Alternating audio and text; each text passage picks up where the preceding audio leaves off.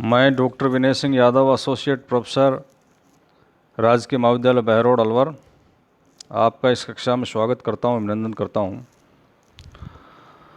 और आज हम आपके एक नए विचार पर बात करेंगे।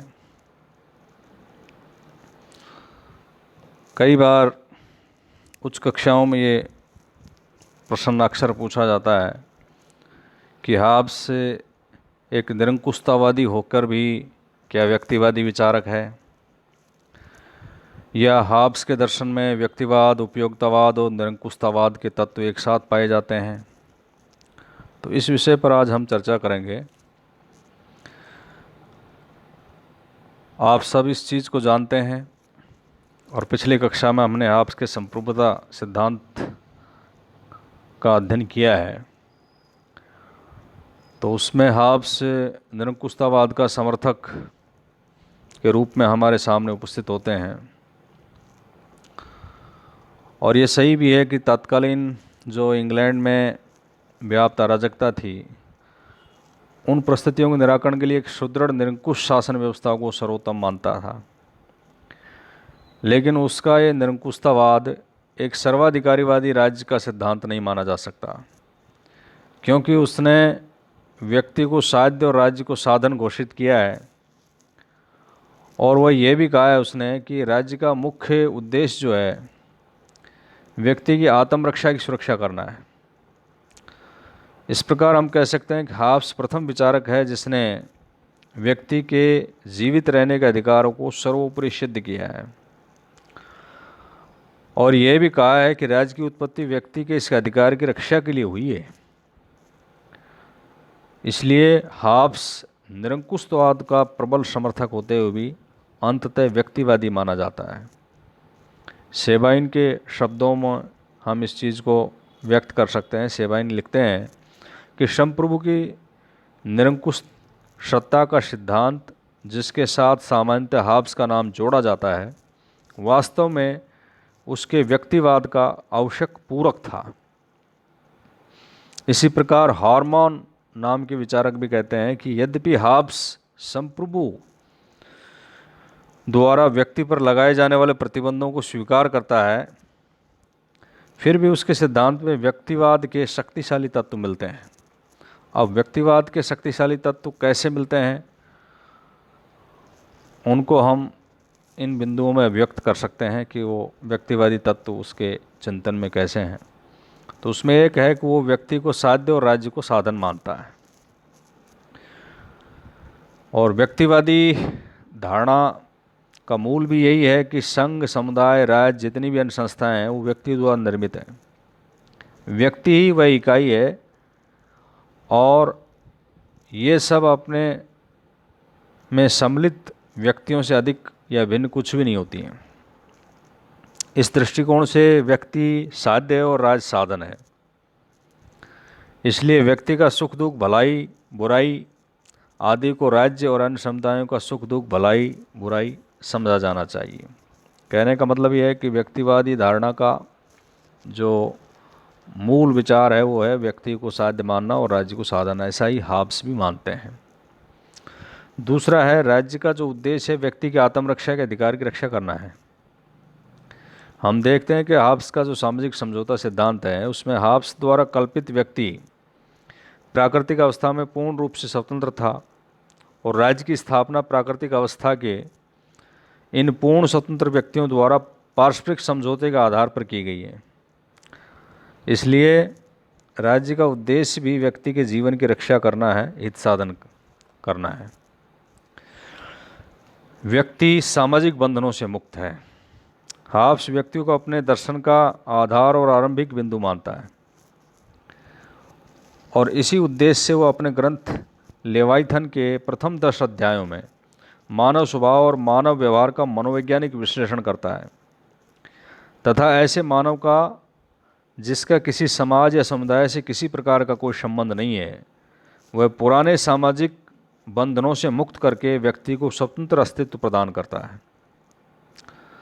इस प्रकार हाब्स का व्यक्तिवाद धर्मशास्त्रों और पूर्व धारणाओं पर आधारित न होकर अनुभव प्रधान और धर्म निरपेक्ष है। ऐसे ही उनका एक विचार है मानव समानता का। हाब्स ने अपने राजदर्शन में मानव समानता को अत्यंत महत्वपूर्ण स्थान दिया है। उसका दर्शन सब मनुष्यों की प्राकृतिक स्वतंत्रता को उतना ही पूर्ण रूप में स्वीकार करता है जितना किसी दूसरे क्रांतिकारी विचारक ने किया है। डनिंग के शब्दों को हम उद्धृत कर सकते हैं। डनिंग कहते हैं कि राज्य शक्ति को श्रेष्ठता प्रदान करने के बावजूद भी हाब्स के सिद्धांत का आधार पूर्णतः व्यक्तिवादी है। तो ये उनके चिंतन का बिंदु है। और राज्य में व्यक्ति का महत्वपूर्ण स्थान है। हाब्स का कथन है कि राज्य में व्यक्ति को महत्वपूर्ण स्थान प्राप्त है। कैसे स्थान प्राप्त है? इस संदर्भ में हम हार्मोन के शब्दों को उद्धृत कर सकते हैं। हार्मोन का मत है कि हाब्स के अनुसार व्यक्ति का अस्तित्व केवल इसलिए नहीं है कि वह केवल राज्य की आज्ञा का पालन करें या उसके कल्याण में योग दें। राज्य न तो नैतिकता की परिभाषा करता है, न ही व्यक्ति को श्रेष्ठ जीवन व्यतीत करने के लिए बाध्य करता है। व्यक्ति को अपने जीवन में बहुत स्वतंत्रता और अनेक अधिकार प्राप्त हैं। वह राज्य की सुरक्षा को खतरे में डालने वाले कार्यों के अलावा से सभी कार्य कर सकता है। और एक है, व्यक्ति को संप्रभु का विरोध करने का अधिकार दिया है। हाब्स का यह मत है कि मनुष्य में आत्मरक्षा की भावना इतनी तीव्र और दृढ़ होती है कि वो इसके लिए संप्रभु को समझौते के द्वारा अपनी पूर्ण स्वतंत्रता और प्राकृतिक अधिकारों को सौंपकर उसकी अधीनता को स्वीकार कर लेते हैं। अब ऐसे वो अधीनता जब स्वीकार करते हैं तो संप्रभु की आज्ञा का पालन करना व्यक्ति का कर्तव्य है। लेकिन व्यक्ति से संप्रभु की केवल उन्हीं आज्ञाओं के पालन की आशा की जा सकती है जिनके पालन में व्यक्ति के आत्मरक्षा के अधिकार को आघात नहीं पहुंचता। और हमने संप्रभुता के सिद्धांत में देखा है कि कब कब व्यक्ति को संप्रभु की आज्ञा का अवज्ञा करने का अधिकार है। तो उसमें यदि उसके जीवन को खतरे में डालता हो, आत्मरक्षा की रक्षा नहीं हो रही हो, तो वो संप्रभु की आज्ञा का विरोध और उल्लंघन करने का अधिकार रखता है। तो इन तथ्यों से प्रमाणित होता है कि हाब्स का जो दर्शन है वो निरंकुशवाद के दो किनारे हैं और जिनके अंतराल में उसकी पवित्रता सुरक्षित है। ऐसे ही हाब्स के दर्शन के लिए भी कहा जाता है कि इसमें उपयोगितावादी विचार पाए जाते हैं। तो कैसे पाए जाते हैं उनको आप देख सकते हैं कि वो हाब्स जो है राज्य को एक कृत्रिम संस्था मानते हैं जिसका निर्माण व्यक्तियों के आपसी समझौते से हुआ है, यानी आपस में जो समझौता करके और राज्य का निर्माण करते हैं। अतः व्यक्ति ये मांग करता है कि राज्य उसे पूर्ण सुरक्षा प्रदान करे ताकि अपने जीवन के उद्देश्य की प्राप्ति कर सके। हाब्स से समाज और राज्य को स्वाभाविक संस्था न मान करके समझौते द्वारा निर्मित कृत्रिम संस्था मानते हैं। तो हाब्स के द्वारा राज्य को कृत्रिम मानना ये व्यक्तिवाद की प्रकृष्टता का चरमोत्कर्ष है। उपयोगितावादी दर्शन के सूत्र इसमें दिखते हैं।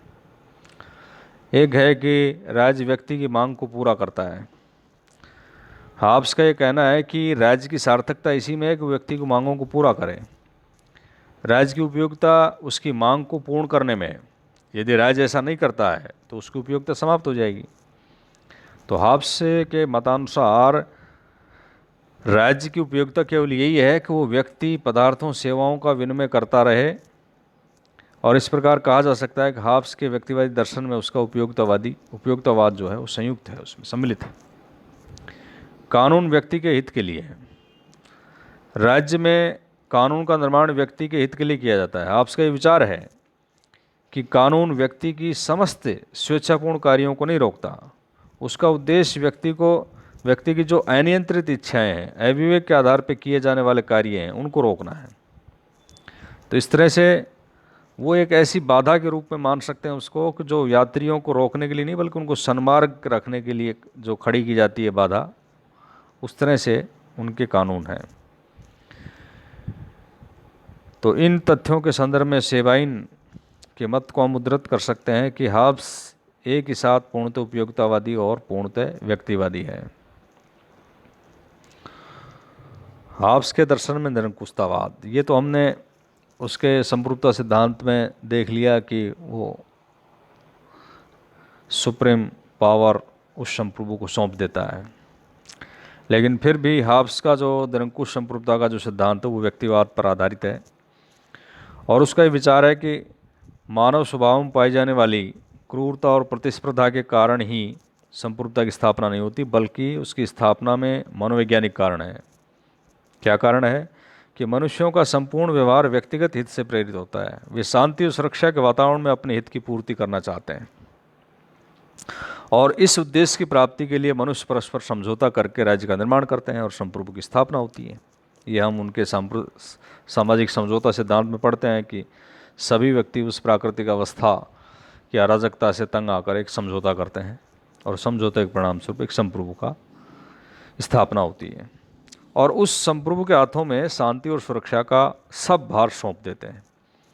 वे उसकी निरंकुश सत्ता के आगे इसलिए शीश झुकाते हैं क्योंकि वे जानते हैं कि वो उनकी शांति और सुरक्षा करके व्यक्तिगत लाभ की वृद्धि करेगा।